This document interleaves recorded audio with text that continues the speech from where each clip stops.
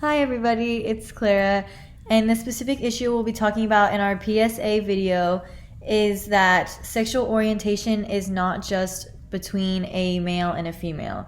Sexual orientation is much more than that. From a young age, kids are taught that love is something that is strictly between a man and a woman.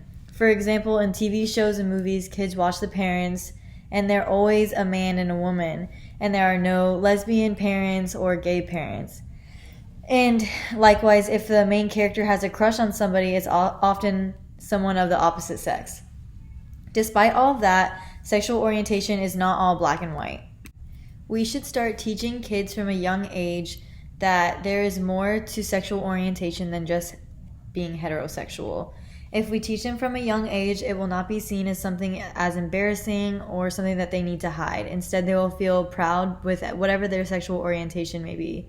Also, we need to teach the people who are closed-minded that love is not strictly heterosexual, and that if your child or your cousin comes out as, homosexual, that it's not something that is embarrassing and that you need to shun them for, because it should be something that is completely normal, and they really shouldn't even need to come out. They should just be able to say, I'm homosexual, and no one should really even react negatively, and they should not be embarrassed to say that in the first place. The public health significance. Recognizing LGBTQ well-being starts by understanding the history of injustice and prejudice endured by those people. Research shows that LGBTQ individuals experience health inequalities due to social isolation, prejudice, and violation of their civil and human rights. Discrimination against the LGBTQ community was linked with high rates of drug abuse and depression from mental disorders. In the graph on the bottom, you can see the percentage of LGBT respondents with depression. The emotional well-being and physical welfare of the community are influenced by political, family, and societal recognition of sexual preference and gender identity. Being made fun of at school or opening up to non-understanding parents scratch the surface as to what the LGBTQ community has to endure. Often, the community has difficulty in accessing healthcare.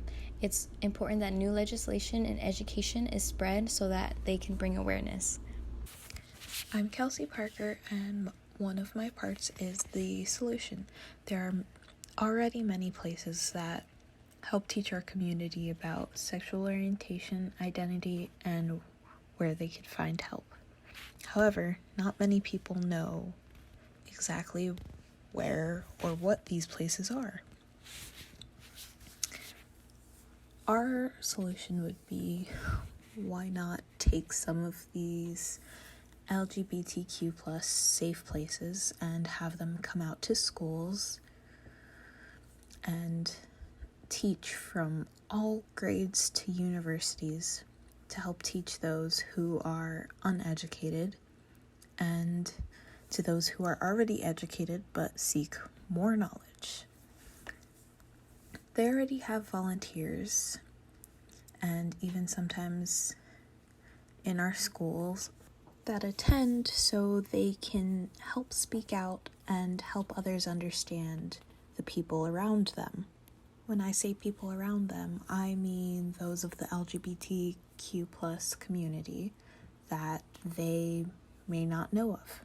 Most of the time, the reason that people dislike things is due to the lack of information they've received, or even false information that they have come across. And we believe that together we can educate everyone on what they should have learned as children in school and outside of school by their parents, and even throughout their years just in the community.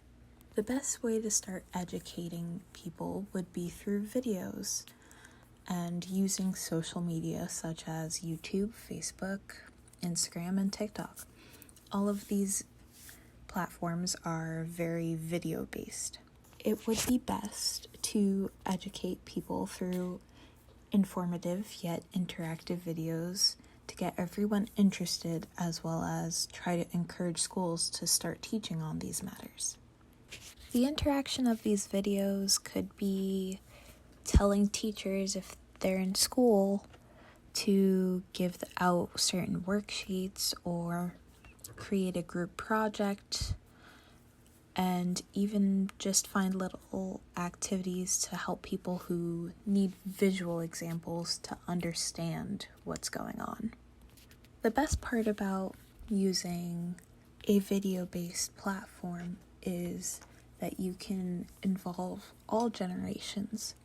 But the biggest generations right now, like millennials and Gen Z, use these platforms on a daily basis and are the next generation to have kids in school and are even still kids in school, which the more traction that they would bring from possible parents and even their kids would help school boards realize what they would like their children to be learning about, especially when in the real world these are topics that are seen in everyday life, from lesbian couples to polyamory and protests and even health-related issues.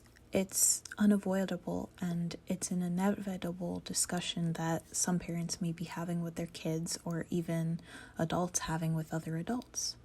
The best example for our PSA would be Planned Parenthood, because it's already one organization that has started the process of trying to teach those who would like to learn of their options and what is out there for them.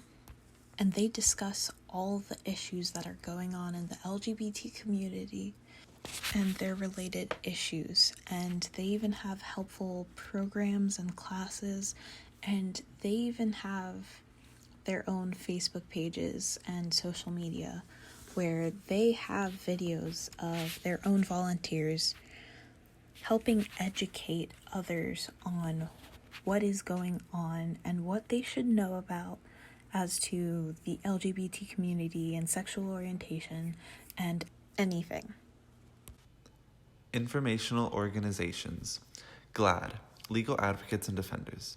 Through strategic litigation, public policy advocacy, and education, GLAAD works in New England and nationally to create a just society free of discrimination based on gender identity and expression, HIV status, and sexual orientation. GLAAD holds true to 4 values: full equality, diversity, excellence, and leadership. The Human Rights Campaign. The Human Rights Campaign and the Human Rights Campaign Foundation together serve as America's largest civil rights organization working to achieve LGBTQ equality. By inspiring and engaging individuals and communities, the Human Rights Campaign strives to end discrimination against LGBTQ people and realize a world that achieves fundamental fairness and equality for all. The Human Rights Campaign envisions a world where lesbian, gay, bisexual, transgender, and queer people are ensured equality and embraced as full members of society at home, at work, and in every community. Centerlink, the community of LGBT centers. Centerlink was founded in 1994 as a member-based coalition to support the development of strong, sustainable LGBTQ community centers. A fundamental goal of Centerlink's work is to strengthen, support, and connect LGBTQ community centers and to help build the capacity of these centers to address the social, cultural, health, and political advocacy needs of LGBTQ community members across the country. Centerlink plays a vital role in addressing the challenges that the centers face by helping them to improve their organizational and service delivery capacity, access public resources, and engage their regional communities in grassroots social justice movements. What we've learned throughout the course of this project is that the world will never be just black and white. There are always going to be people out there that believe anything other than heterosexuality is wrong. However, the world is a rainbow and full of so many options and different kinds of people, and everyone's so different that no matter what, we don't have to agree with what other people do with their lives, but we at least have to respect them for it. We also learned that being part of the LGBTQ community is hard, and some people don't understand that, and they'll give some of these people a really hard time in their lives, which is why we discuss the fact that LGBTQ youth were 3.5 times as likely to attempt suicide as their heterosexual peers. And transgender teens were 5.87 times more likely. The world is already a difficult place. We just want to make it a little bit easier for those who have a harder time. The 3 dimensions of sexuality. There are 3 dimensions of sexuality. All these dimensions constantly interact and influence sexuality. The first one is biological. The biological dimension involves the physical appearance, sexual characteristic, genetics, and fertility. Transgenders are people whose gender identity differs from the sex they were assigned at birth. Some people may choose to change their anatomy into the gender they identify in. There are also intersex, where a person could be born with both female and male sexual characteristics or organs. The next dimension is psychological. This is a large section when involved in sexual orientation. This includes someone's mental health, body image, and self-image. The major part is emotions and well-being of the individual and how they are being affected. In the LGBTQ community, it is sometimes hard to find acceptance with their family and friends. This could affect their self-image and overall wellness. There is sometimes an internal struggle that negatively affects someone's mental health. The last dimension is sociocultural. Sociocultural is the sum of cultural and social influences that affects our thoughts and actions. This includes media, religion, politics, and ethics. There are stigmas and biases regarding sexual orientation. The LGBTQ community has experienced a range of social, economic, and medical disparities that jeopardize their long-term health. The members of the LGBTQ community are often faced with discrimination and stereotypes. Religion has often seen the community in a negative way as a sinful act.